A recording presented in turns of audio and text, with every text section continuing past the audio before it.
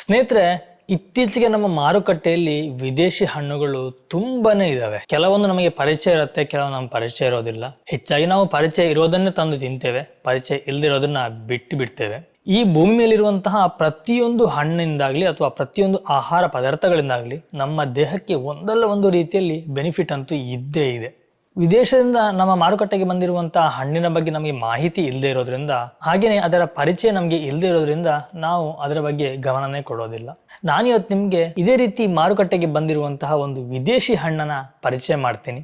ಒಂದು ವಿದೇಶಿ ಹಣ್ಣನ್ನ ನಿಮಗೆ ತೋರಿಸ್ತಾ ಇದ್ದೇನೆ. ನೋಡಿ, ಈ ಹಣ್ಣನ್ನು ನೋಡಿದಾಗ ನಿಮಗೆ ಯಾವ್ದು ನೆನಪಾಗತ್ತೆ? ಸಾಮಾನ್ಯವಾಗಿ ಇದು ನೋಡಲಿಕ್ಕೆ ಒಂದು ಮುಸುಂಬಿ ಹಣ್ಣಿನ ರೀತಿಯಲ್ಲಿ ಕಾಣುತ್ತೆ. ಕಲ್ಲರ್ ಬಂದು ಮಾವಿನ ಹಣ್ಣಿನ ರೀತಿಯಲ್ಲಿ ಕಲ್ಲರ್ ಇದೆ.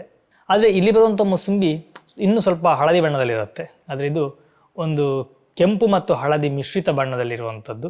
ನಾನು 2 ತಗೊಂಬಂದೆ ತೋರಿಸ್ಬೇಕು ಅಂತ ಹೇಳಿ. ಹಾಗೆಯೇ ನಾನು ಕೂಡ ಇದರ ಟೇಸ್ಟ್ ನೋಡಬೇಕು ಅಂತ ಅಂದ್ಕೊಂಡೆ. ಅಂಗಡಿಯಲ್ಲಿತ್ತು, ನಾನು ಕೇಳಿದೆ ಇದು ಯಾವ ಹಣ್ಣು ಅಂತೇಳಿ. ಗ್ರೇಪ್ ಫ್ರೂಟ್ಸ್ ಅಂತ ಹೇಳಿದ್ರು. ಈ ಗ್ರೇಪ್ ಫ್ರೂಟ್ಸ್ ಅಂತಂದರೆ ನಾವು ನಮ್ಮ ಕನ್ನಡದಲ್ಲಿ ಚಕೋತ ಹಣ್ಣು ಅಂತ ಕರಿತೀವಿ. ಆದರೆ ಇದು ಚಕೋತ ರೀತಿಯಲ್ಲಿ ದೊಡ್ಡದಾದಂಥ ಹಣ್ಣಲ್ಲ, ತುಂಬ ಸಣ್ಣ ರೀತಿಯಲ್ಲಿರುವಂತಹ ಒಂದು ಹಣ್ಣು. ಇಷ್ಟು ಸಣ್ಣ ಹಣ್ಣ ರುಚಿ ಹೇಗಿರುತ್ತೆ, ಇದು ಏನಿದೆ ನೋಡೋಣ ಅಂತೇಳಿ ನಾನು ತಗೊಂಬಂದೆ. ಹಾಗೆ ನಿಮಿಷ ಇದನ್ನು ಪರಿಚಯ ಮಾಡೋಣ ಅಂತ ಹೇಳಿ.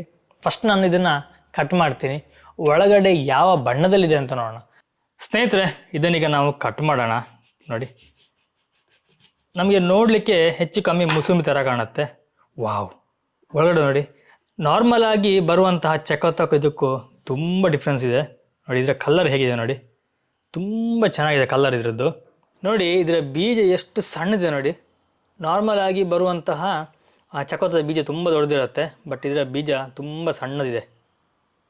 ನೀವು ನೋಡ್ಬೋದು, ನೋಡಿ ಎಷ್ಟು ಸಣ್ಣದಿದೆ. ಹುಳಿ ಸಿಹಿಯ ರುಚಿಯನ್ನು ಹೊಂದಿರುವಂತಹ ಚಕೋತ ಹಣ್ಣು ಆರೋಗ್ಯದ ಮೇಲೆ ಉತ್ತಮ ಪರಿಣಾಮಗಳನ್ನು ಬೀರುತ್ತೆ.